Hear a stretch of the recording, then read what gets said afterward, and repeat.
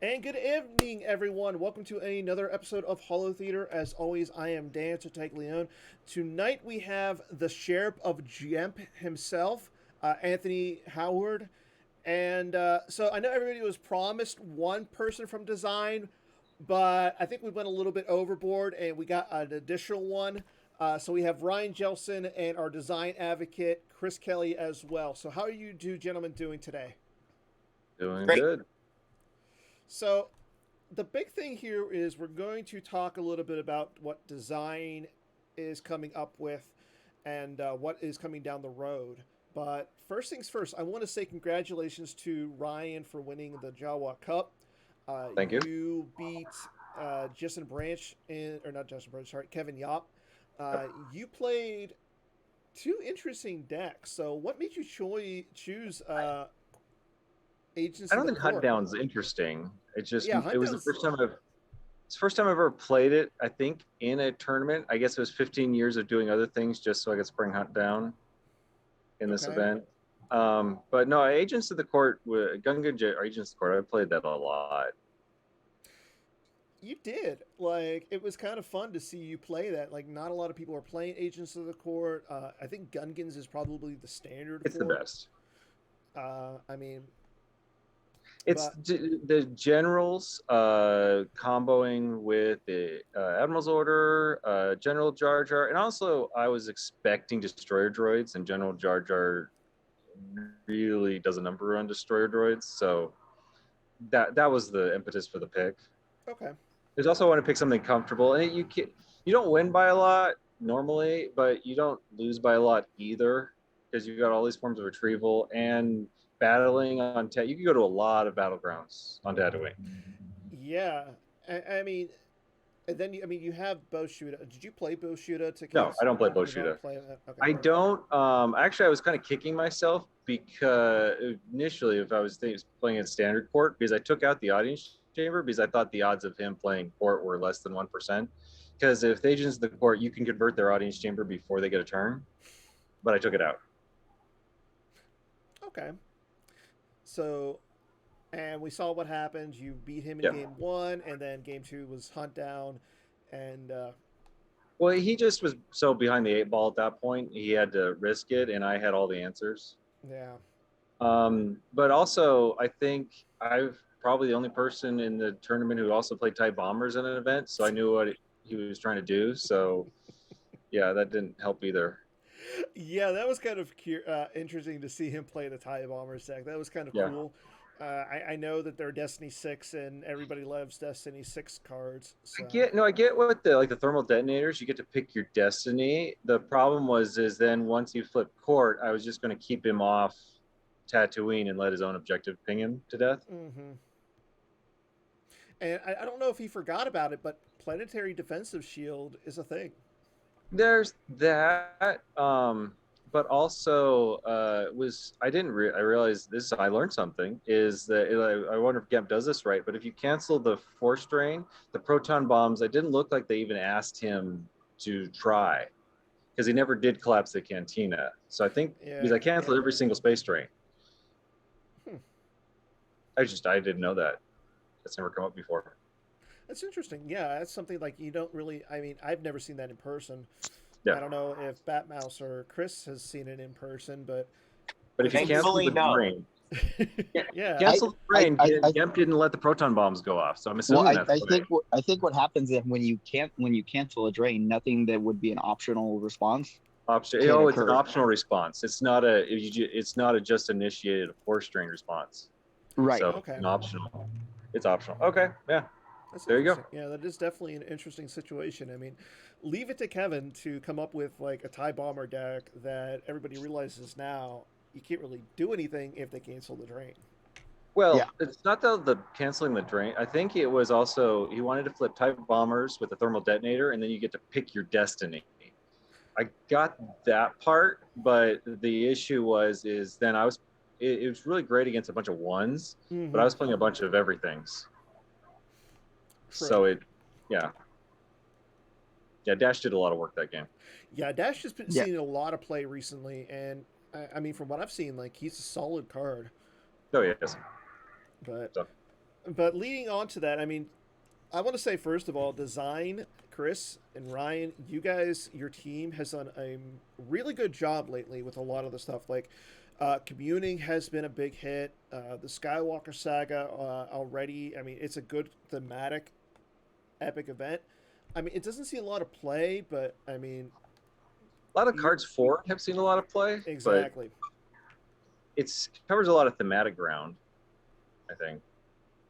Yeah, and we haven't seen a lot of the Revenge of the Sith objective as or the epic event as well. But again, it's very thematic. I like the unlimited power in ASM. I was playing that in Jawa Cup. That's a cool card. But yeah, a lot of the stuff that you guys have been putting out has been really solid. So I want to say thank you for that. First of all, I mean, at least from my perspective, the game feels like it's in a solid position. Also, A feel lot like of the the feedback business we've been flow. getting Yeah. has basically been things are good the way they are. Obviously, some tweaks can be made for certain matchups, but a lot of feedback we've been getting is it's wide open, and players can play what they want. Mm-hmm. I mean, we still have a lot of decks that are right now a little slower, a little non-competitive. I would say like I know Robbie came out in top 8 with it at Worlds, but WAP seems like it's kind of fallen off. Senate, uh, a lot of the decks that we saw a couple of years ago have lost a lot of that flavor. Is this something that design is going to be working towards, or are we going to see like newer stuff first and then going back to fix stuff? I think WAP actually is good. I don't think it's really fallen off. I know Robbie did well with it. I don't think that was a fluke or a great meta call necessarily. I just think WAP is good. What are we working on? A bunch of stuff. There's a lot of stuff right now in playtesting. A lot of different stuff for both sides of the Force. We're looking at making some older stuff better. We're looking at improving some virtual objectives that haven't quite hit the mark, and also some other virtual themes that haven't quite hit the mark. And then we also have a bunch of new stuff coming up. So we have a lot down the pipeline. Also, you mentioned Senate. Darkside Senate just got a bunch of things, and also now that there's the Works Sidious Lot Dodd pull chain. I mean, I think there's a deck there waiting to be created. Lightside Senate, I could see doing something for, but Darkside Senate, I think, is pretty weighted. Darkside unlimited power. Yeah, I mean, there's a build waiting in Darkside Senate. Mm-hmm. And now that Darkside Senate has the option of having a political effect being present, and it's not turned off each turn, that's kind of good. Like, I know Darkside Senate has almost always, at least in my perspective, seemed like the stronger of the two. But I mean, like I said, there's still other decks though that I would like to see, like Watto. I mean, I hate the deck, but I know a lot of people like it. Like, is that something that we're going? I love Watto. I love Watto. I hate God, we agree on something. Yeah. Yes. There's stuff in playtesting now that or Watto, Okay. Yeah. Will help. We don't know. People that we have 3 sets in process, so it's hard to say where something will land. But Rescue the Princess, Wookiees, Hyperdrive, Rival Strike Team. Let's see, those are the light side ones, dark side ones. Walker, Hunt down, Walkers, Inquisitors. Like, we have 3 sets in process, so I can't say where things are going to land. So, and Watto. I was going to say, like, I know, Chris, this is your claim to fame essentially, but is Hitco going to see anything? Yes, ish. In so much as anytime we make a good rebel, Hitco will see some play. Also, you mentioned Skywalkers being thematic.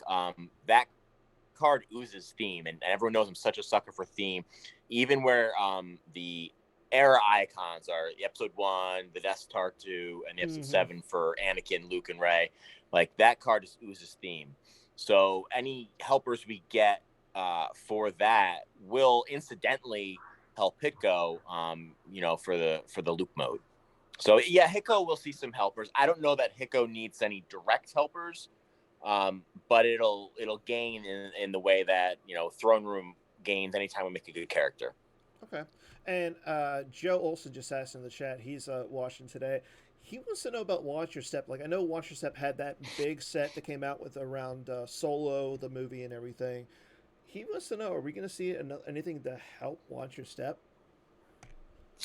I'll let Ryan handle this. Outside of just saying, I've read some of Joe's and Drew's posts. We're certainly looking at it. But as far as immediate, I don't know of anything directly immediate. But obviously, there's one card he probably knows about, but no, we're looking at everything in Watch Your Step because it's fallen way below where I want it to be. Mm-hmm. That way, it has way too many bad matchups. Yeah, it kind of does.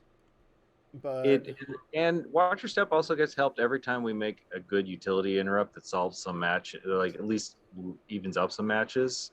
So whenever we make some light side more efficient, then you can tech for more matchups. Right now, every time I try and break out Watch Your Step, I'm like, okay, there's like 30 red cards I need. There's no way to build this deck. So yeah, like I mean, we just had the Mara Jade light side card being print. She is a smuggler. She can use Anakin's lightsaber. She's not bad. She has good stats for Watch Your Step. I would like to see something that maybe you can combine her, like maybe something. I know Talon card is really good, but maybe something to like maybe a Luke Mara buddy interrupt. Yeah. I mean, I know it's not canon anymore, but they got married at some point, right? And they might bring her back they're bringing Disney brought Thrawn back. You never know. Mm-hmm. Yeah.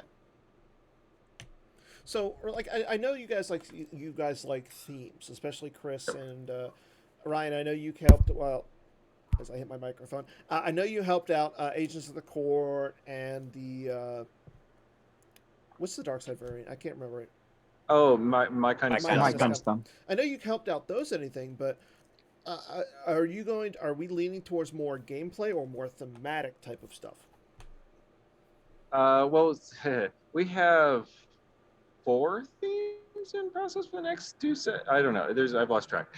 There's a lot. We have theme, and then we argue about process and gameplay. So it's like there's 2 different hats you wear. Like, because when we created Shadow Collective, it was just a big lobby mess until people figured out the right build, and then we just kept plugging in a card here and a card there, and now it's deck number 1. So there's always, when a theme comes out, it's like a big lobby mess of just Play-Doh for people to play with, and then eventually after you get enough helpers, then it moves up to tier 1. That's the second phase of design. Okay. Yeah, because like we said, you helped out with Agents of the Court. You just won with it in the Jawa Cup. I do think a lot of stuff like support cards are a good thing. It's always easier to make a lower ability character and make it a balance than making a new Luke or a new something else that has to fit at the highest tier, like making Tarful or the modal nodes or like that's way easier to slip those, like something like that into the meta without it causing this huge cascading problem. Okay. So yeah. I was going to say the next thing is like we have a lot of new stuff with Star Wars coming out. Like we just saw, like I know the Bad Batch came out last year. We had the Book of Boba Fett just got released and ended. Are we going to see anything regarding those? Maybe. I was going to say, because Ryan's getting really dark over there. I'll turn the light on. We kind of saw something from Book of Boba Fett a little bit with the light side Boba. Like Ryan said, we have a lot of stuff going on in design. We've had a Mandalorian theme for some time. We just keep holding it back because we feel like we just can't get it right. And we want to get it right. We really have some pieces we're going to release, though. I think also fixing the Persona rules. We'll find right before Disney made all these like light side dark side characters, so we can finally make DJ, and we're gonna Fennec Shan, Black Chrysanthemum or whatever. Like because DJ never came out because we could never agree on should he be dark side, light side. Yeah, I would say he should just more dark side, but. I was gonna say, like, I see him more as dark side, but at the same time, we have the ship that mentions him, him. the Libertine. Yeah, so I think actually fixing the rules will fix a lot of those gray characters. And I do like that, like, because we do have a lot of great characters. You could even say like what's the Mandalorian Satine's sister, Bo-Katan. She's a great character, and we have a light side variant of her. Are we going to see maybe a dark side variant of her down the line with like the whole Death Watch and everything? Could be, or Fen Rao could have two personas. Like there's a lot of Mandalorians that, and we're trying to make more Mandalorians and cards that mention Mandalorians, since that seems to be a real theme for Disney. So Since you have Gar Saxon and from Death Watch already too. yeah, yep, exactly. Yeah, I'm really curious to see where you guys are headed and everything. Like, I know we just had set 17, but I mean, I can tell you right now, I know the general public and everybody who's watching right now is just salivating, getting ready, because set 18 might be around the corner at some point. And I'm really curious to see what you guys have in store. We need one card, but before all that, we need Boba Fett's mount. We need the riding Rancors back again. Rancor. Riding Rancors needs to come back to Star Wars. Well, we had Rancor mounts and they weren't good before. So make it better. Add a battle with Boba Fett. I mean, here's my question. This time they won't be Republic characters, I'll tell you that. So here's a question. Who's on the design team currently? Right now, as I'm speaking, at this time of the show, it's me, Ryan, Justin Desai, and Matthew Harrison Trainer. So a lot of good quality players. I think of that, everyone except me has won an event in the past 6 months. So yeah. You've been busy. When was the last time? When was the last time you actually played, Chris? I showed up. I played the Nebraska tournament that Admiral Mahdi ran. Okay, I mean, at the same time, though, I mean, I don't think you weren't at Worlds last year. No. But the previous year, you made the top 4. So don't beat yourself. I mean, yeah, I mean, a lot, because we have switched to this more ongoing rolling design system where we have the pods in play. Mm-hmm. There is always something being churned out in a particular production team, whether it's design or proofing or Gamma. There's always something being churned out. So we're always working on a new set.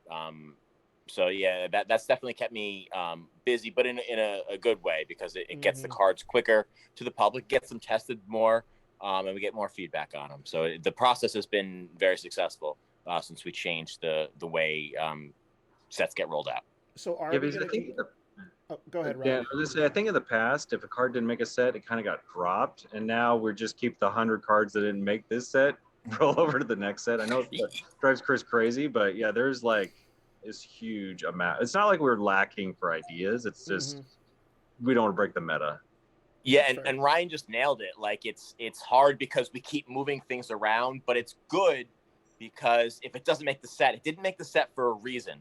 And that lets us revisit it, not necessarily with 100% fresh eyes, but like we keep our idea and then we kind of tweak it to what the meta needs. So it's been a pretty successful process so far. So are you guys going to? Oh, sorry, go ahead, Bat Mouse. I was going to say, along with not dropping those cards, you keep something in the pipeline. You keep being able to reinvigorate it, but you also don't want to drop, and that's why you guys roll cards. You don't want to drop like a 300 card set on and just destroy the game. Right. Why not? Someday Unkar Plot will come out. He's been sitting there since set 4, but someday he will come out. Yeah. We should ration everything. When we're bored, look at the cards that have just been sitting there the longest. Unkar Plot might take the I think cake. he's been there for a while. He's been there since set 4. I will say, I know for a fact, like the VX4 ski speeders were there for at least 2 years. I don't know. It's not actually that too long for. But that's not long. For Unkar Plot has been there since Force Awakens. What, 2015? Yeah. 2016? I don't know. And like every 8 months, I feel like the thread gets bumped with a little different. It'll happen. So, right now, Joe asked in the chat, who has the most creative pod going on right now, in you guys' opinion? Player card pod, The pod. like pod. Yeah.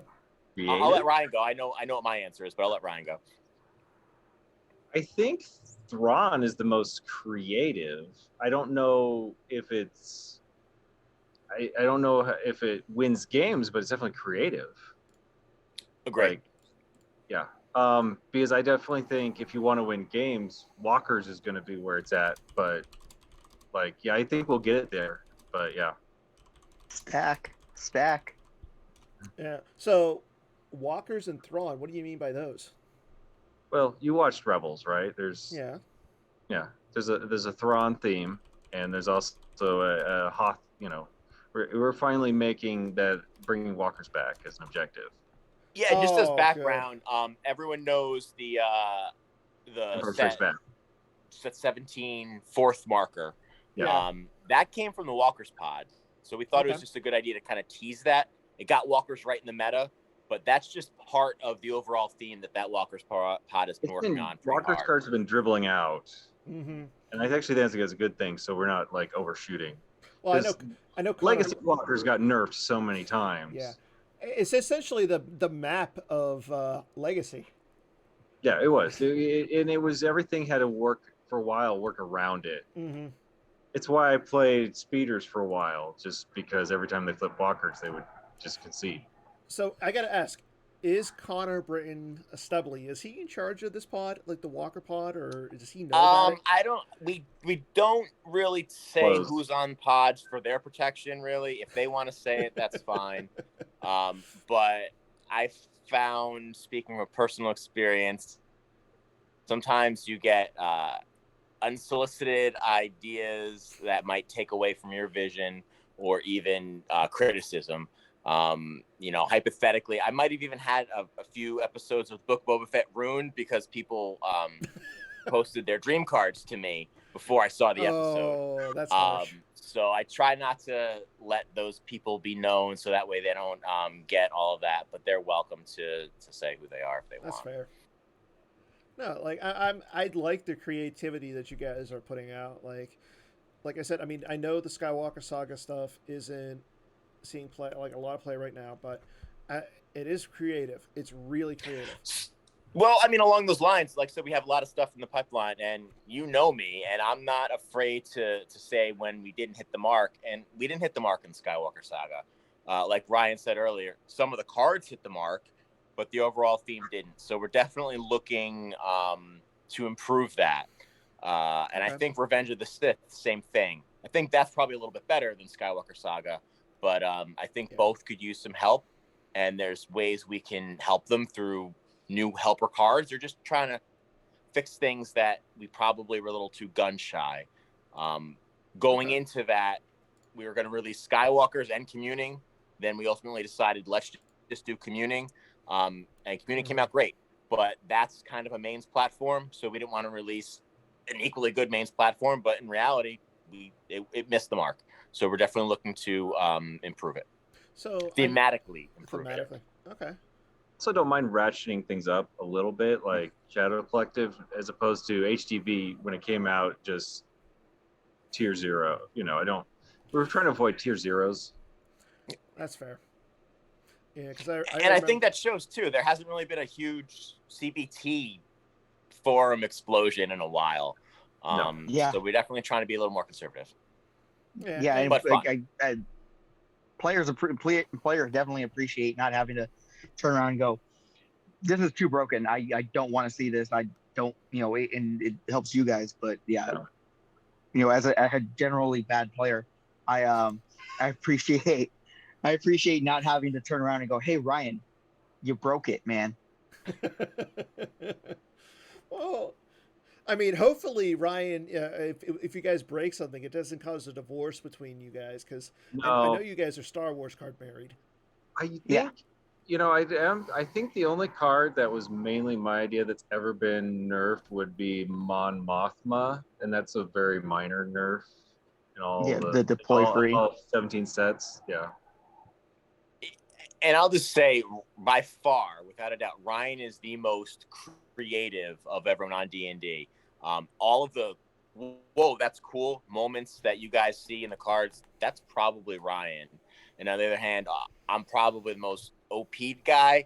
If you see something that's like, wow, that's way too good, that was probably me. But when we all come together collectively, I think we make a good product. Okay. Well, I'm glad to hear that. So I'm definitely looking forward to seeing what you guys have to put out. But let's go ahead and talk about what's going on with Star Wars right now. So for those who didn't watch earlier, we had the first game of the Batmouse's 2022 6th annual GEMP PC. In that match, again, here I'll bring up the actual bracket here in a second. We had 6 seed Silver Glen. Yes, so Silver Glen played Miguel, and Miguel won game 1 by 16. It was Legend versus this deal is getting worse all the time with walkers, and Miguel was able to outlast Justin. So, and then I believe side was he? Miguel was Legend. Okay. And I know Joe was on the call. He's actually going to be doing game 2 tomorrow. He's going to have a special guest on as well. And then on Friday, we're going to have Timo Dussel versus Treadwell, and Joe Wilson versus Mike Kessling. We're still waiting on Matt Harrison Trainer versus Taco Bill. Also, congratulations to Justin Desai and Taco Bill for being the first 2 people to qualify for your OCS. They both went 12-0, and both of them will be in the playoff at the end of the year. Drew Lichtenstein, unfortunately, just missed out. I mean, I know he went 12-0, but sorry, Drew. Your teammate Bill came up and also went 12-0 to knock you out. And then Feel bad moment. Yeah, it is kind of a feel bad moment. But rounding out the top 5, we had Ryan Saracen and Bastion. Also, they both went 11-1. They actually both had the same opponent wins percentage, so they tied. Like, when was the last time we actually saw something like that happen? True tie, yeah. So with Drew going 12-0 and missing the cut, we offered him a consolation prize of he's actually, I'm very happy and excited to announce, coming on to D&D. So effective today, actually, he's going to be another full-time member of D&D. Nice. So if you go 12-0 and don't make the cut, Chris Kelly called you. So congratulations, well deserved to Drew. So now you have me. Actually, now I have an incentive. If you go 12-0, if he goes 12-0, there's a lot of things happening, and I think there's a lot of things happening if he goes 12-0. You know what? I will tell you that right now. Batmouse, we'll play. We'll play 12 games, and then we'll put you onto D&D. Dan, if you go 12-0, I've gone 13-0. I don't know. I mean, 12-0 when we don't count all the losses. That's how that happens. I was gonna say, if anybody's gonna go 13-0, it is gonna be Chris Kelly. But we're already into March. We're 2 days into March, and Timo Dussel is in the lead right now. He's currently played 6 games. He's sitting at 4-2. Brad Reinhold is sitting at 1-3. So a lot of people haven't played their games yet. So let's get you out there and play some games, everybody. And then next month, we have the Endor Grand Prix. We currently are sitting at 23 players registered. I know it's going to be a fun experience. Make sure you guys, if you guys are interested in going to the Endor Grand Prix, register. I know that Jared is handing out those XL deck boxes if you're pre-registered. So there is an incentive to get pre-registered. And, I know a lot of people are coming up early. I know Brian Fred is coming up on Monday. I'm coming up on Thursday. I'll be there on Thursday. Yeah, you'll be there Thursday. I think Bill Kafer's going to be there, and he's going to have a brewery tour. So there's going to be a lot of fun stuff going on with Endor. And then coming down also on the pipe, we have the retro event. That is scheduled for April 3rd to May 14th. The format is going to be Decipher cards only. So everything from Premiere to Reflections 3 is going to be legal. Yeah, and then I will say, if you haven't checked it, it's a free event. Please register. It's going to be really fun. And I'll tell you what, the prizes are pretty good. A Course Art Darkside Rare Uncut Sheet. That's insane. And then, of course, the top four get the XL boxes, glass, poker chips, rares. And then there's going to be bounty hunting awards. I don't know what those are going to be about, but I'm always down for some bounty hunting. And then random, Fat Mouse will go, oh, Yeah. they did something. Let's give them cards. Let's make all their shields foil. Yeah. Let's do something like that.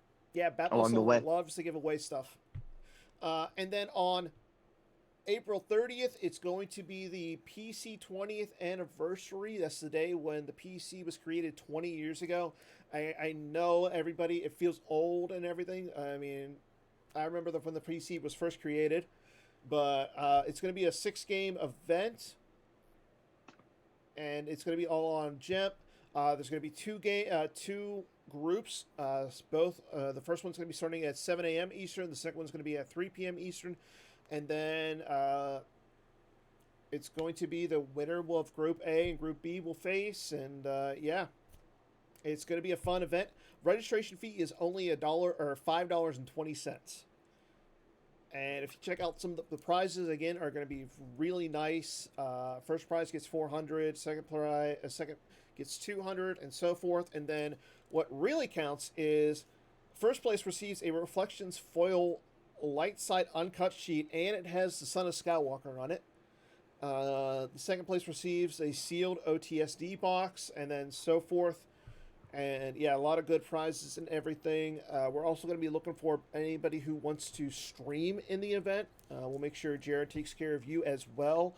If you're interested in streaming and helping with streamings for these, please let me know. We'll get you signed up for that, and we'll make sure you guys get some cool stuff from the PC.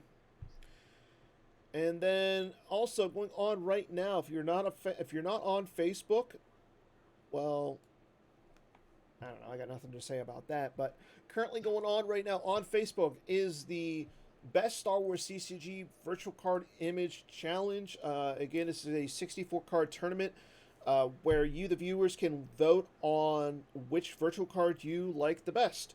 Right now, we've actually just finished the initial round. We're into the top 32. We've had a few upsets along the way. But if you want to check it out, everything can be found on the forums. We'll be starting round 2 here right after the show. So go ahead and make sure you vote on those.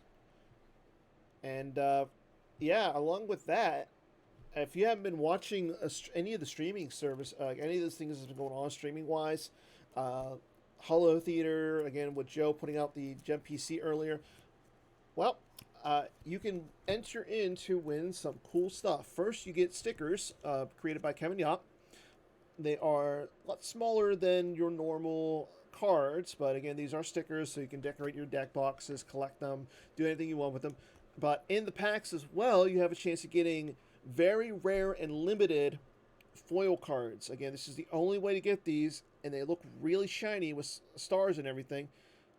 I know Chris is just like, man, I really want those. Well, this is the only way to get these, is to watch any of these live broadcasts, go back and view the broadcasts, and enter in. Again, everything is on the forums. If you're interested in these, all you got to do is email Holotheatre with the subject line token, say what the token is, what you watched, and your name. So, for instance, tonight's token is, Chris, give me a card. Like my father before me. There you go. No surprise. Tonight's token is Like My Father Before Me. Token. Token. So all you got to do is email holotheatre@starwarsccg.org. Subject line token, name, Like My Father Before Me, and Holotheatre, episode 10. Like My Father Before Me is literally the card of it. It's a virtual card, so no V. So. I should have said Abyss because of Batmouse. You should have. That's right. You should have. You missed your chance. I can't wait. I can't wait for Abyss to be shielded. No way, man. So I don't know if anyone saw our game. I played Batmouse, and he was playing Abyss, and in one, I think was it one battle, he hit me for One 8 battle. force. Yeah. Yeah. I got him on Abyss 4 times in the same battle. What was Wow. it? Was it Hitco? It was Hiko, I think. It was worth every ounce of that game just for that to happen one time. I'll still take the win. You got the win, but it was worth every ounce of. It was a of bad battle. It was a real bad battle. Oh, that's amazing. I'm like weapon destiny, battle destiny. I think it was one of those battles I couldn't lose, and then I lost 8 force and the battle. Yeah. That is amazing. Okay, so are you guys ready for some swing and a miss? Sure. Hit us. Oh, by the way, the registration for the 20th PC day on April 30th, the registration will be available any day on the PC store. Make sure you watch out if you want to participate in that. So, but let's get into some swing and a miss. I got 4 questions for us today. The first question: there will be a new theme in the next virtual set. Well, we talked about this a little bit ago. So, are we going to have any new themes? Yeah. I'll go first, I guess. Yeah, you're gonna. Yeah. Well, we'll start with one of you two. It's a total hit. Like Ryan was saying, we have a bunch of themes. Which one or 2 or 3 will be in 18? We're not totally sure yet. We're still going to talk about it, but we are cognizant right now the meta's pretty good, so let's not break a good thing. But yeah, there'll definitely be some new themes. Yeah. I mean, Batmouse, your turn. Yeah, it's a hit. We literally just heard them talk about it. and I'm on playtesting, so I've already seen it too. Well, okay, and yeah, I think it's a hit. Like I'm excited to see what kind of themes you guys are putting out. Like you said, we got walkers. There's this mysterious Thrawn thing you guys are talking about theme wise. So I can't wait to see what they're going to be. Okay, on to question number 2. Design will introduce at least 4 new cards before Endor. Ryan, we'll start with you. Wait, playable or just preview them? Do you mean like the preview? Oh, we'll definitely preview cards, I think, but I don't think anything's gonna change before Endor. Okay. Batmouse. Well, I just followed design going. I said no. Yeah, I mean, I definitely think. Yeah, I'm gonna say no. That's a miss. Because we do release the list, and then it becomes public information for a while in case anybody finds anything we missed. And so I think that we will preview cards, but I don't think we want to change the meta for Endor Grand Prix before this close to it.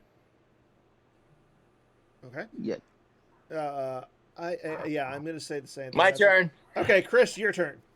That is a hit. Because today graphics was actually able to work their magic, and Ryan's totally right. We're not going to change the meta at all. But something we have been working on and cognizant of for a while are the escalating prices of cards.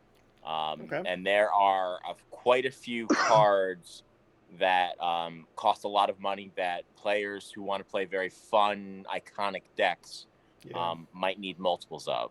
So cognizant of that, we are able to release certain new cards that we don't think will affect or change the meta in any significant way at all. And I hope you have them lined up to show everyone. Let's roll the videotape. Okay, so we're going to show, we got 2 slides to show everybody. The first one, Chris, I'll put up the thing and you go ahead and start from top to bottom. I can't see what you're posting. Well, you sent me the list earlier, so what I'm saying is you read the first one. It's literally in order. Okay. So first 3. Okay, you ready? Yes. Go. Is the first one Imperial Command? It is. So what we were thinking with this is a lot of decks need 4 of this card, and it's about a $25 card. So we are cognizant. You do need money to play this game. We're not shy about that. But to the extent we can make it a little more accessible in real life, we do want to accommodate players to that end. So we are comboing Imperial Command within range, and obviously the underlying card will be in range. I think everyone can read the text on there. What our thoughts were is you still would rather have the original Imperial Command because this version does not add a Destiny. It doesn't give you that option. Mm-hmm. But if you don't have the original one, this version, it's still very, very, very playable and will enable you to play whatever deck you would need the 4 commands for. It does Part of our 80% of it. I'm sorry, what? 80% of the time it's the same. Yeah, exactly. But you do still want the original because of that other percentage. But if you don't have it, you're really not at that much of a disadvantage. Yeah. And part of the thought process was we wanted to combo it with Imperial Command because if you grabbing Imperial Command is usually a good play. So this won't impact that at all. It won't impact the strategy. It won't impact the decks. But it will enable players to play the card. And that's what the game is all about. Mm-hmm. And also, if you're playing entanglements, you might want to run one anyway in case your Tatooine gets converted. There are things, you might want to run both. Yep. Yeah, I mean, like Map can play this too because if you're Jakku, Your Jakku gets converted. There's a lot of the village. Yeah. Yeah. No, I like that. Okay, let's talk about the next one. Neimoidian Advisor. This obviously is supposed to be a budget version of We Must Accelerate Our Plans, which deploys the Blockade flagship. Again, this is a $25 or $30 card. It's been in decks forever, so it's not I think like it's actually more than that new. at this point. What'd you say? I think it's more than 25, 30. Yeah, it's expensive. Yeah. So we wanted to, in my opinion, and Ryan can speak to this as well, Lord Maul with lightsaber is the gold standard for creating a cheaper version of an expensive card. Yes. It's really tough but sometimes to pick between EPP Maul and Lord Maul. So we tried to hit that mark, and Neimoidian Advisor, it deploys the Blockade flagship, but you probably would still rather We Must Accelerate. But this has one added function of also getting a Neimoidian. Because So maybe sometimes in players will Invasion, you split just 2 can't and find 2. one. Yeah. So here's my question. So I understand like that you guys want this to be a episode 1 card, obviously, and it makes sense that it's works off of from Coruscant. Aren't you afraid of like the limited number of Coruscant uncommons and stuff might affect the price? The Neimoidian Advisor is a common, right? Coruscant Over is an uncommon. Uncommon? That's from Is it a uncommon? group. Yeah, if it says uncommon, it probably is uncommon. I know the people that But did that still, list are much smarter than I. that makes the supply like what times? I don't know. I forget what the sheet. A lot more. A lot more. And it also it's along with you can still use the rare. It's not like the rares are going away. So this is just an additional bonus. So like triples or quadruples the supply, Mm-hmm. Yeah. Yeah, I'm just worried about like stuff like that, using Coruscant and Theed cards as like the underlining cards and everything. I understand like you guys want to have, instead of like a $70 card like We Must Accelerate a Plan, maybe like a $2 uncommon. Yeah, that makes sense. It's uncommon. Okay. Uncommon, okay. And the next one. Next one is Master Windu, and this is something I'm going to give credit to Joker King and his team of proofers for my favorite part of the card. But essentially, this is the cheaper version of Mace Windu. We tried to, a while ago, allow the Mace Windu to also go over the Theed Palace version with the AIs. So hopefully that's getting more Maces in. Mm-hmm. But there aren't that many out there. Yeah. So this will be a substitute for Mace Windu. He also will have some clone functions, which might be something coming down the pipe later on. I'm sorry, my favorite part is the underlying card of this. Yeah, easily.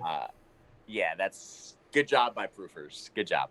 Yeah, the proofers chose a really good one. Underlying card, for if you can't see it right now, is Fall of a Legend. It's a card from Cloud City. I know I got a bunch of them, but yeah, it's very fitting for Mace Windu. Okay, next set of cards. Go ahead, Chris. Master Qui-Gon with lightsaber. This is going to go over Inconsequential Barriers, which is a picture of Qui-Gon using his lightsaber. This is basically EPP Qui-Gon, but for one less force and at the expense of you don't ever get a battle destiny. What I might have sent over has him as forfeit 6. I believe he's going to end up being forfeit 7 as opposed to the original, which is forfeit 8. Yeah, and that's actually kind of nice. I like that you have a deploy because deploy cost 1 less. His forfeit is 1 less, and you lose. I mean, but I mean he still has the same functions as any of the other EPPs. So yeah, no, This that's is one where I think we did a good job of hitting the mark, because there are times you're going to want the original Qui-Gon, and there's other times when this might be the better Qui-Gon. So this I think is kind of in the Maul territory. I mean, where we hit it. My only problem with this one is versus, like you said, with Lord Maul. I mean, he adds 1 to his battle destinies, and he adds 1 to the Force Strain. So, sure. And if EPP Qui-Gon swung twice, we would make this one a little better. But this guy's competing with EPP There are Qui-Gon. fewer dark Jedi than light side Jedi. Yeah. You know, That's you're not losing a lot. No. Yeah. Okay, next card. And last one is, well, we have 2 more. I'm sorry, not the last one. Second to last one is Rebel Leadership combo. We comboed it with Critical Error Revealed. Same thought process. If you grab Rebel Leadership, this one's also affected, so you can't double up on it. It's basically the same card, but it doesn't give you the option of adding a Battle Destiny. Okay, and yeah, go ahead with the last one, Chris. Last one is my favoritely named card, which I was shocked a few months ago, and that's kind of what started this project, to find out that Speaks were going for like $70. Yeah. And Speak is an essential card for so many light side decks. And it's iconic, and it should be in the game because the Council Chamber should be in the game. So that's kind of what started this project a few months ago. So this is Take a Seat, Young Skywalker, but when you play it, you have to say it sternly, like, take a seat, young Skywalker. And it gets you the Jedi Council Chamber. You have to reveal a card from your hand to do it. So it's a little worse than the other one, but it's also a lot cheaper. Its lost function, in my opinion, is actually better than the other lost function. Letting Anakin go to the Council Chamber, because when no one's around there, he can run in and take a seat, like a master would. So that was the thought process behind that. So, really quick question. So, why is it a 2-dot card? Just because those things are fun. I don't know. Like, I always feel like the Sithy dark side things should have 2 dots. Okay, it's just fun. Okay, that's fair. That's fair. I have a question. So, is there going to be an AR entry where you have to say it like that? Or is that's what's going to happen? If I have my druthers, yes. And I also think young that Skywalker. when you flip lightsaber combat, if you're not humming the tune, it doesn't count. So doesn't count. What if you have it, like, you bring a speaker with you and you have it play when you flip? That's not a table. Oh, you have the real okay song play? Yeah. You retrieve a force. Yeah. AR entry right now. Yeah. That's fair. That's fair. I like that. Well, you know what? It's kind of nice because, Chris, not only did you send me these over, but you sent me over a preview of the image for Take a Seat, Young Skywalker. And that is up right now. I know it's covering over Batmouse's beautiful face. Let me move it really quick. But, yeah, I mean, I don't know if you guys can see it right now, but the card looks kind of cool. It's a 3D rendered image of the empty seats that you were just talking about. Yeah, I just want to say, like, so we've been planning this for some time, and there was some recent discussion as to whether or not release these. We have a loose release schedule for when 18, 19, and even 20 are going to come out, but we really felt if Endor's going to be a big major with lots of people, why would we hold back the cards that are designed to enable people to play in real life? So that's kind of why we're doing this now. Obviously, we'll post these on the forum so everyone's on equal footing, but we don't think it's going to change anything. We just think it'll make in-life play easier, and that's why we kind of want to get these out for an in-life play event. Okay. Okay, so really quickly, I still have 2 more. We still have 2 more Swing and a Miss, as I figured this would be a good time to bring up those, but I think we alluded to this earlier. We will see the Skywalker Saga event rebalanced with the next V set. Brian, do you want to handle that? Yeah. I mean, obviously, we're going to ratchet it up a little bit and also make it a little bit more different than communing. So, yeah, I mean, that's what we're going to do. Okay. Yeah, and I'll just thematically, I'll say we wanted to help it out with 2 awesomely named cards, Best Star Pilot in the Galaxy and a Cunning Warrior. Okay. We probably aren't going to go that direction, but still keep that same flavor that those cards we're going to bring to the deck. Just do it in a little more efficient way. Okay. And, I played Revenge of the Sith in the OCS, but we're going to do the same thing, just a little more. Okay. And and one more thing. Ryan came up with the best name for one of the Revenge of the Sith cards. I'll let him say it if he wants to or not, but I love it. I'm sorry. I've created so many cards. Which one are we talking about? Alas, the Jedi are no more. Oh, that one. Yeah. Like, that's another one. You can't hear that title without thinking of that voice. I love it. I guess that shows how many things I post, but yeah, I actually couldn't remember which one it was. I'm gonna say this. I love having Chris on because when you say, like, when you get excited about stuff like this, you're like raising your hand, saying, "I got one more thing." It's just like you're a little kid in a candy store. But like, I'm a Star Wars dork, so when Yeah. I see some guy like Ryan posting all these cool ideas, and then the title fits it perfectly, it's like home run. See, I think I did that on the weekend, and I've posted like 30 more cards since then, and so it's already left my already. Okay. And that's why we need Drew to come aboard. Yeah, he's probably the most like he's loves spreadsheets and everything. So, but last question of the evening. This is going to be about the Gem PC. We got Bat Mouse on, so I figured it would be worth it. Who do you got, Joe Olsen or the field? Bat Mouse, we're going to go with you. Okay. So I love Joe Olsen. Great guy. I really just want to see the field like happen. There's the number 1 overall, the number 2 overall, and the number 6 overall are in the field. After that, you drop into the 20s. There's a player in the 40s down there. I'm an underdog. I love the underdog. I want to see the underdog like pull this out. Okay. Joe Olsen's probably gonna win, but I want the field just for the flair. Give me somebody who you think's going to take it. Dylan is very good. Timo is very good. I would love to see Treadwell win though, and mainly because he's a member of Team Killer Bees and put another feather in the cap for Team Killer Bees this year. Okay, Chris, I know you hate these questions. What do you got? I hate these questions. I know. I don't usually I don't do the fantasy contest because I don't want to hurt anyone's feelings about not picking them. So Joe's a great player. I would never bet against him. You're only there's a lot of good players it's either in the game you hurt 7 people or you hurt 1 person. Who are you going to go with? Yeah, everyone in the field's there for a reason. And I know obviously, and part of the reason I don't like to do it is because when Timo was saying he wanted to face me in the NPC, but what happened? He got his wish.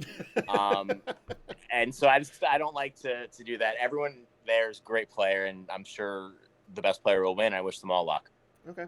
Ryan? Joe's probably going to win, but if I had to bet money on it, I'd always bet on Joe. Okay.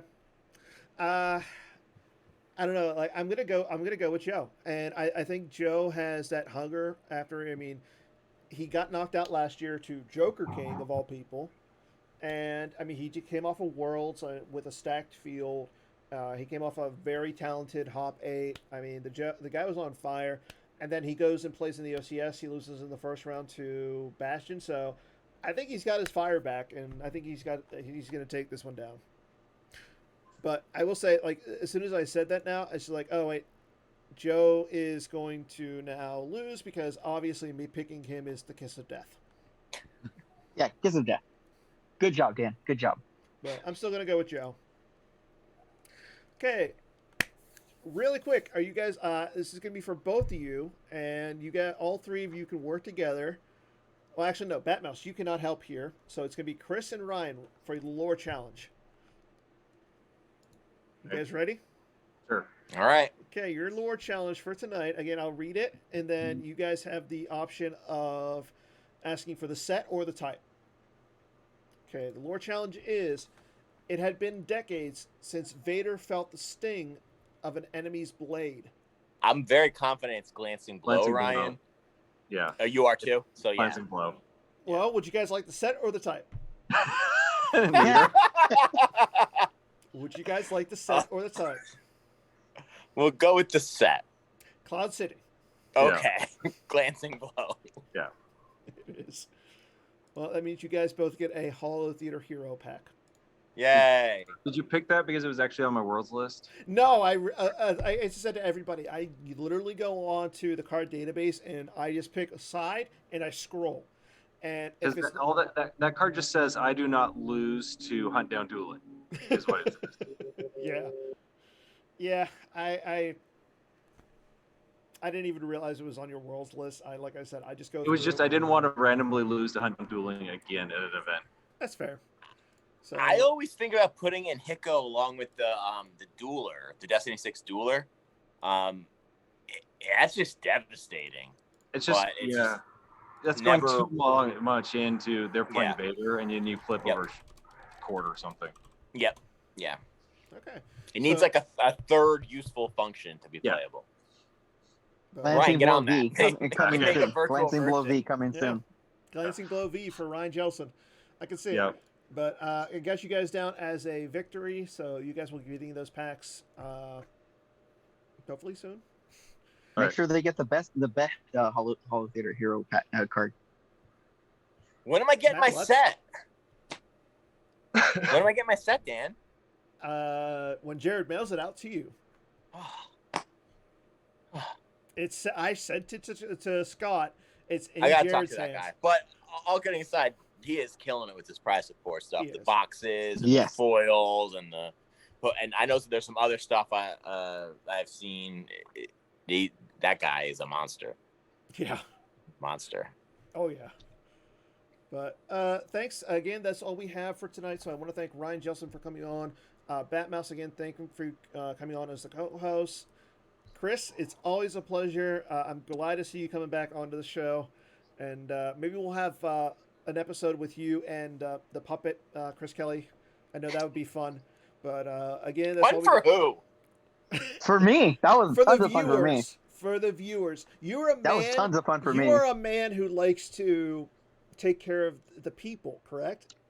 I just want the game to be fun, honestly. And Ryan can There say you this go. too. My only rule in design is it fun. If it's fun, we do it. Awesome.